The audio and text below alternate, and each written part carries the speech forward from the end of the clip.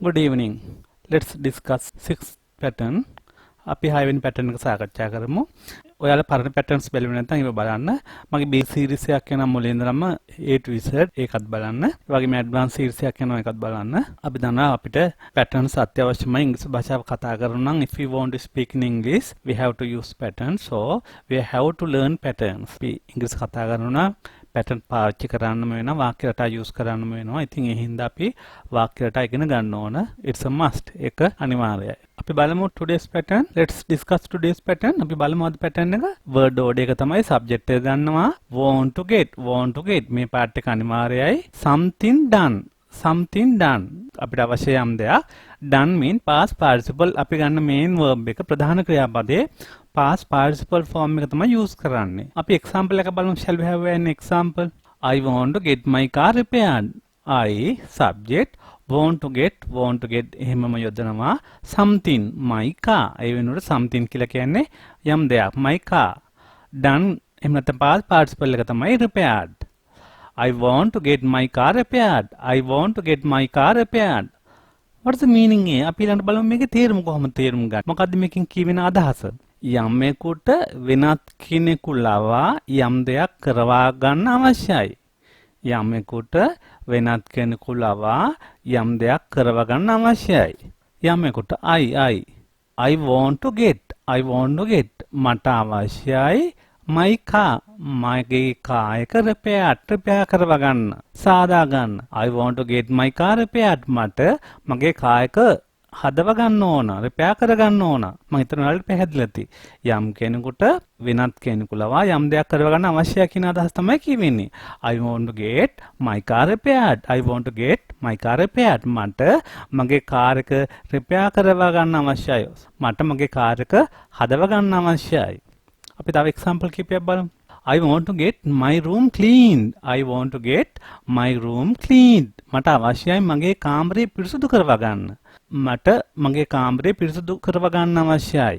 I want to get my room cleaned. One more example. I want to get this done. මට මේක කරවා ගන්න අවශ්‍යයි. I want to get this done. මට මේක කරවා ගන්න අවශ්‍යයි.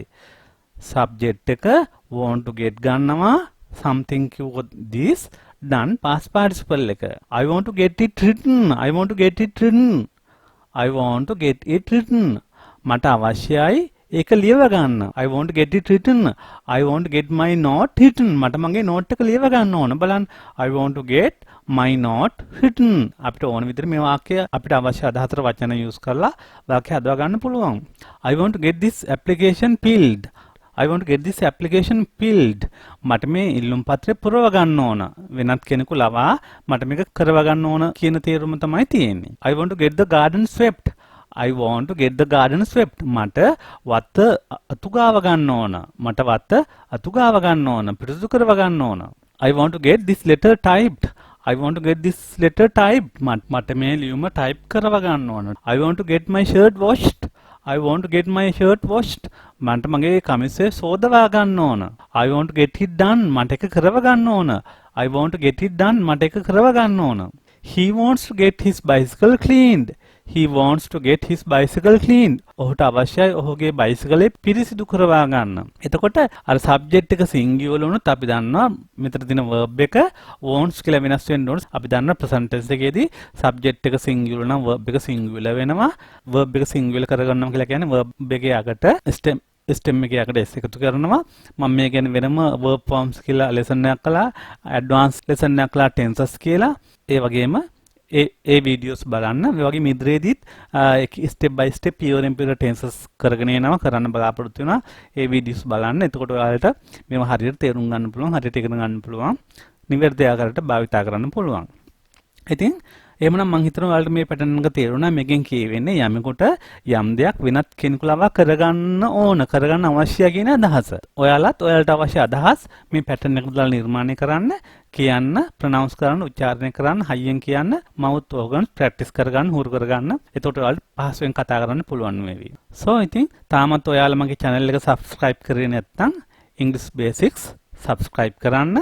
click the bell icon, like කරන්න, ඔයාලගේ යාළුවන්ට දැනගන්න share කරන්න, ඔයාලගේ අදහස් comment කරන්න, විශේෂයෙන් ගැටලුවක් තිබෙනම් comment කරන්න. I'll meet you again with the next pattern.